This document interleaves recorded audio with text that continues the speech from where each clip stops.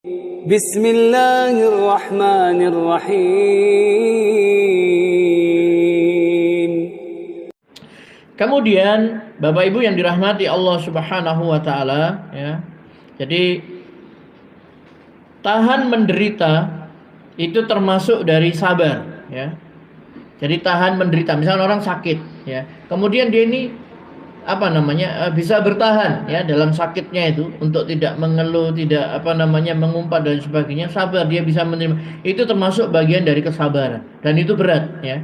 Karena beratnya itulah Allah Subhanahu wa taala memberi pahala tanpa hisab tadi itu. Karena dia ridho, ini ketetapan Allah, ini takdir Allah, musibah ini Allah berikan kepada saya, dia yakin ini adalah yang terbaik bagi saya, ya.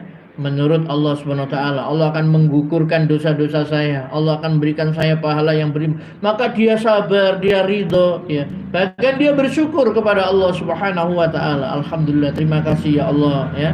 Begitu. Maka ini termasuk kesabaran yang tingkat tinggi ini, ya. Ataupun dia, ya, ketika tertimpa sesuatu, ya, dari orang lain, kejahatan dan sebagainya, ia tidak menolak kejahatan kecuali dengan kebaikan, ya.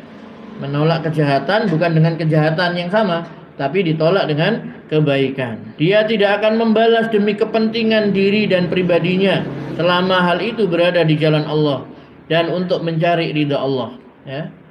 Dan dia mencontoh, meneladani para nabi dan rasul, orang-orang soleh, ya. Sebab jarang sekali orang yang berjuang di jalan Allah tidak merasakan penderitaan. Karena hal itu merupakan sarana untuk berjumpa dengan Allah Subhanahu wa taala. Di sini disebutkan contohnya, yaitu dari sahabat Abdullah bin Mas'ud radhiyallahu an berkata, aku seolah-olah menyaksikan Rasulullah SAW mengisahkan salah seorang nabi dipukul dan dianiaya oleh kaumnya sehingga berdarah-darah. Sementara beliau sallallahu alaihi wasallam mengusap darah dari wajahnya dan bersabda, ya Allah, ampunilah kaumku karena sesungguhnya mereka tidak mengetahui, ya. Hadis ini diriwayatkan oleh Bukhari dan Muslim, ya.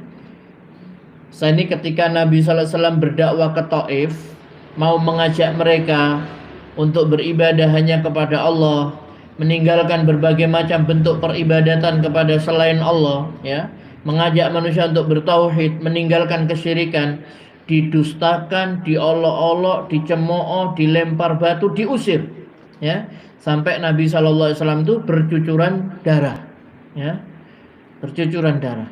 Tapi masih didoakan oleh Rasulullah, ya Allah, ampunilah kaumku karena sesungguhnya mereka itu tidak mengetahui, ya.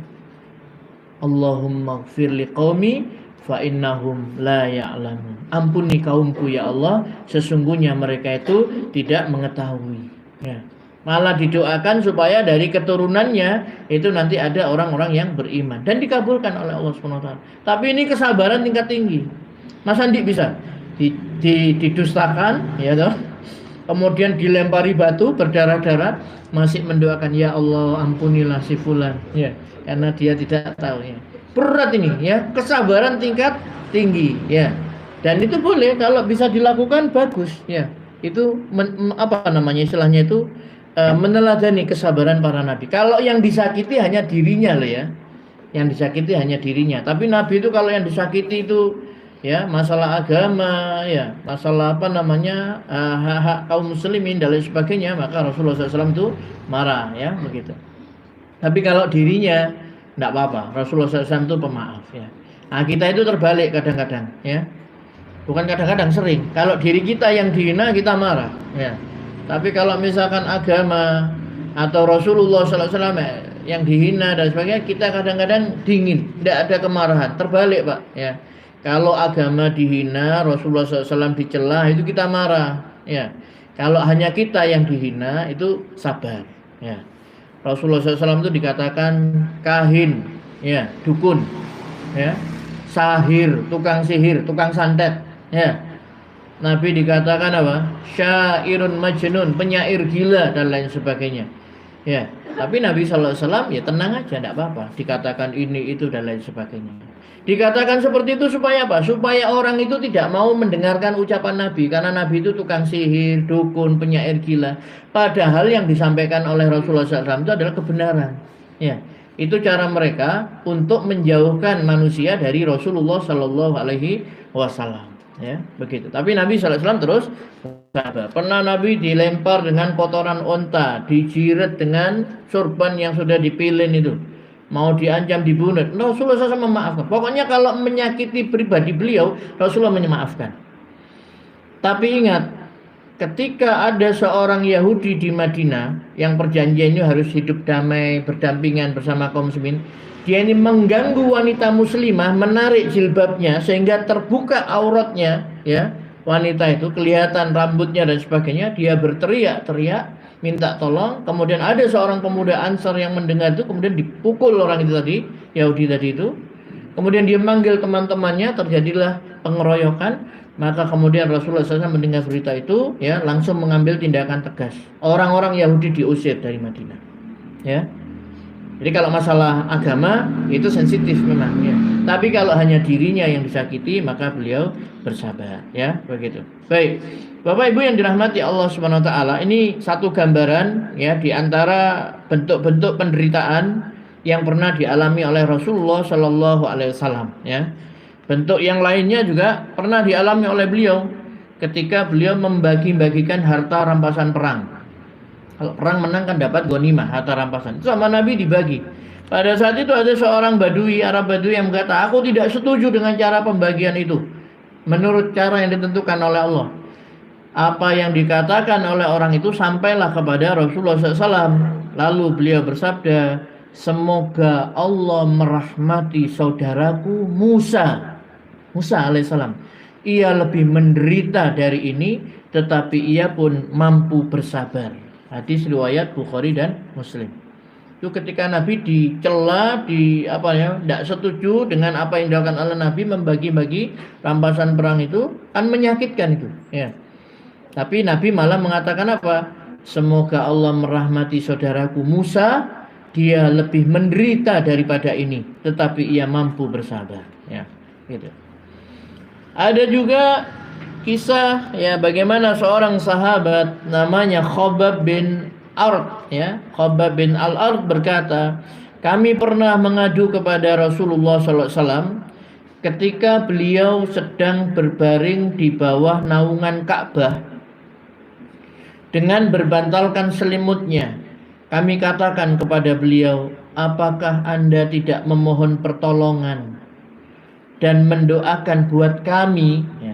Maksudnya Khabbab ini kan dengan keislamannya ketahuan oleh orang kafir Quraisy, ya, dia itu disiksa, diintimidasi dan lain sebagainya. Kemudian mendatangi Rasulullah, apakah Anda tidak mohon pertolongan pada Allah dan tidak mendoakan buat kami, ya. Maka Nabi SAW menjawab, dahulu pada zaman orang sebelum kamu terdapat orang yang disiksa dengan dikubur hidup-hidup. Ada pula yang digergaji mulai dari bagian kepalanya hingga terbelah menjadi dua.